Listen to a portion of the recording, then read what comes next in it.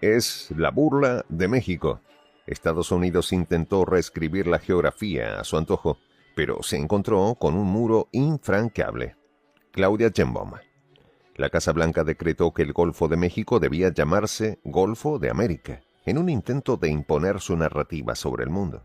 Sin embargo, México no tardó en reaccionar y la resistencia fue inmediata. La batalla escaló desde los despachos hasta las calles. Mientras la administración Trump defendía su decisión, expertos, medios internacionales y ciudadanos rechazaban la medida. Pero fue Sheinbaum quien tomó la bandera de la soberanía y logró lo impensado: frenar el decreto y humillar a la potencia mundial. Los detalles a continuación. ¿Y tú ya sabes de los informes especiales de prensa alternativa? Pues déjame decirte que están imperdibles. Este sábado, 15 de marzo. Traición y geopolítica. El final de Zelensky. Llega gracias a la membresía de Prensa Alternativa. Más información al final. Victoria histórica para México. Claudia Sheinbaum se plantó firme y bloqueó el intento de rebautizar el Golfo de México como Golfo de América. A pesar de la presión de una demanda judicial y el peso de normas internacionales, la mandataria logró impedir la imposición y obligó a modificar la aplicación que pretendía validar el cambio. El capricho comenzó con una jugada inesperada de Donald Trump. En un arrebato de nacionalismo extremo, decidió que el histórico Golfo de México debía llevar el nombre de su país. Sin embargo, las cifras oficiales de Sovereign Limits dejan en claro que el 49% de esas aguas pertenece a México, mientras que Estados Unidos controla el 46% y Cuba apenas un 5%. Pero Trump no se quedó en la mera intención. Con un decreto presidencial, ordenó que el cambio se reflejara de inmediato en documentos oficiales. Su Secretaría del Interior, sin titubeos, oficializó el nuevo nombre días después de que la orden fue firmada. Frente a este intento de apropiación, Sheinbaum reaccionó con determinación. Armándose con tratados internacionales y el peso de la historia, presentó una defensa contundente, exigiendo que el nombre original fuese respetado en todos los mapas y documentos oficiales. Estados Unidos ignoró la protesta mexicana y siguió adelante con la imposición. Pero la presidenta no estaba dispuesta a tolerar atropellos y lanzó una advertencia clara. No tienen ningún derecho. Su postura, desafiante, dejó claro que México no cedería ante presiones externas. La controversia no tardó en intensificarse. Desde el gobierno mexicano, la Consejería Jurídica delineó una estrategia legal para frenar la medida. Sheinbaum dejó en claro que, si era necesario, el caso llegaría hasta las instancias judiciales más altas. Mientras tanto, la Enciclopedia Británica marcó distancia con la propuesta de Trump. En un gesto de reconocimiento a la historia, anunció que mantendría el nombre de Golfo de México en todas sus ediciones, recordando que esta denominación se utiliza desde 1768, hace más de 4 siglos. El rechazo también llegó desde Europa. Especialistas alemanes desestimaron la iniciativa, calificándola de inviable y sin sustento histórico. Dejaron en claro que ningún organismo internacional ha respaldado el cambio y que todo responde a un movimiento político sin base geográfica real. El eco de la polémica llegó hasta Europa. En Alemania, los medios comenzaron a cuestionar la legitimidad de la medida y el rol de su país en este debate. El periódico Welt am Sonntag no tardó en pronunciarse. A pesar de las ideas del presidente de Estados Unidos, Donald Trump, en Alemania se seguirá utilizando el nombre Golfo de México para la zona marítima entre Centroamérica, Cuba y la costa sur de Estados Unidos. Desde Frankfurt del Meno, el Comité Permanente de la Agencia Federal de Cartografía y Geodesia tomó posición sobre el tema. Su recomendación fue contundente. El nombre Golfo de México debía mantenerse sin modificaciones.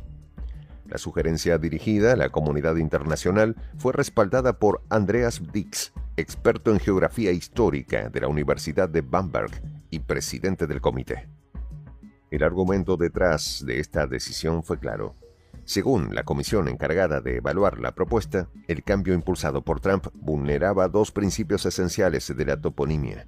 Una denominación debe permitir la identificación clara y precisa del lugar geográfico.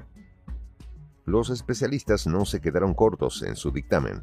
El Golfo de América es un nombre artificialmente creado y políticamente motivado que actualmente no cumple ninguna de estas dos funciones básicas, explicaron, subrayando que el reconocimiento global y el uso común del término Golfo de México no podían ser ignorados.